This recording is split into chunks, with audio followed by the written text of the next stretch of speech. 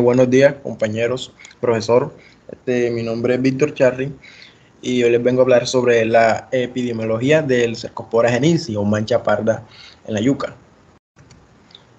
Eh, este hongo tiene como hospedadores la especie Manihot esculenta o llamada yuca, que es una planta originaria de América del Sur y fue domesticada hace unos 5.000 años y cultivada extensivamente en los trópicos y en los subtrópicos. Este producto agrícola es de vital importancia para la seguridad alimentaria de muchos países. Entre ellos aquí tenemos la zona sur de Colombia y en Colombia en general. Las enfermedades foliares causadas por hongos se caracterizan por la aparición de manchas sobre la lámina foliar, que pueden ser de diferentes formas: angular, redondeada, con anillos concéntricos o con bordes indefinidos, y de colores varían el amarillo, el marrón o el blanco. En las manchas sobre las nervaduras y los peciolos se observan chacros con borde marrón y en el centro blanco, y lo mismo que en la distorsión foliar.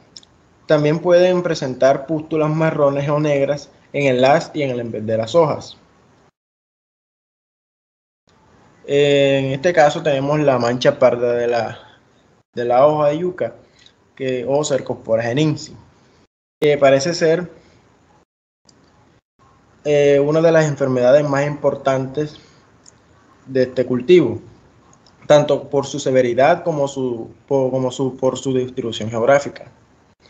Ocurre casi siempre en las plantaciones localizadas en áreas donde las temperaturas son altas, aun cuando dependen de la susceptibilidad de cultivar. La incidencia y la severidad de la enfermedad son mayores cuando el cultivo tiene más de 5 meses de edad. Cuando el viento o las acciones de los tejidos infectados que se han desprendido de la planta hacia una nueva plantación, se presenta ahí una infección primaria. Y si hay suficiente humedad, es decir, que se presentan las condiciones favorables, las conidias germinarán, produciendo tubos germinales ramificados, y lo que da la presentación se efectuará a través de los espacios intercelulares, llegando así a los estomas de las hojas.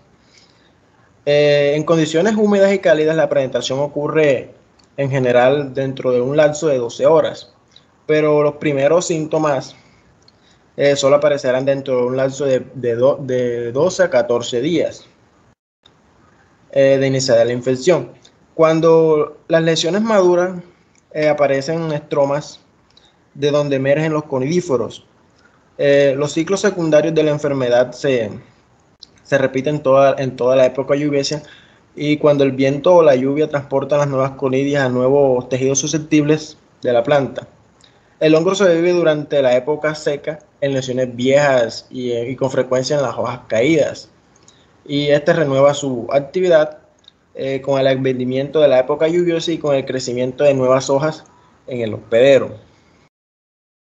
En la parte de descripción biológica tenemos que la fuente del inóculo inicial y causante de esta infección primaria son las conidias, que se encuentran en lesiones viejas o en cultivos que se encuentran infectados en las hojas caídas, que es donde son los medios donde el hongo sobrevive a condiciones desfavorables. Forma de propagación y condiciones predisponentes. Como se había dicho antes, en el axis, en vez de las hojas y dentro de las manchitas que aparecerían los conidíforos, y que en esto se formaban las conidias. Estas conidias vistas en el microscopio son transparentes en forma de aguja con varios tabiques. Tienen un extremo abusado y son romas por el que han estado unidas por el conidíforo. Su tamaño es muy variado, dependiendo en gran parte de las condiciones ambientales existentes cuando se formaron. Estas conidias se desprenden de su parte gracias al aire, al agua o insectos que intervengan ahí, y son trasladadas más o menos lejos por estos mismos agentes en camino en su camino. Pueden caer sobre alguna de las hojas de la yuca, de otros cultivos que no han sido infectados. La eliminación de las conidias sobre la hoja está condicionada por varios factores, siendo los más importantes la temperatura y la humedad. Las condiciones óptimas para la germinación de las conidias son las temperaturas entre 25 y 30 grados centígrados y la humedad relativa superior al 95%. Esta humedad puede provenir de lluvia, de rocío o del riego. Estas condiciones bastan unas pocas horas de 6 a 8 para que germine el 90% de las conidias.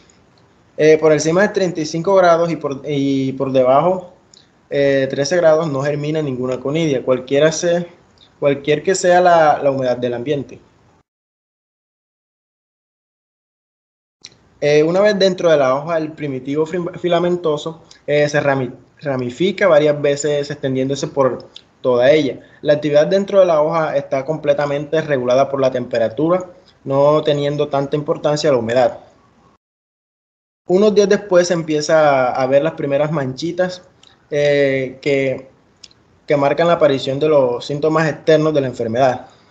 Al tiempo transcurrido desde que el filamento penetró por el estroma hasta la aparición de las primeras manchas y conidias en las hojas se conoce como el nombre de fase de incubación. La mínima duración de esta fase, es decir, el óptimo para el desarrollo del hongo y la producción de conidias, corresponde a una temperatura comprometida entre 26 y 32 grados centígrados, con un 60% de humedad relativa. Cuando estas condiciones se mantienen, basta 20 horas para que aparezcan las primeras manchitas con conidias a 20 grados centígrados. También pueden ser constantes. El tiempo necesario son de 12 a 14 días. En resumen, los factores atmosféricos que más favorecen el ataque y posterior el desarrollo de la enfermedad son sucesiones de días muy húmedos y cálidos, seguidos de periodos calurosos, aun cuando la humedad ya no sea en estos muy elevada. Las condiciones atmosféricas adversas no ejercen marcada la influencia sobre la variedad del hongo. El microorganismo entra a una fase de reposo del que sale cuando mejoran en su favor y renueva seguidamente la producción de conidias.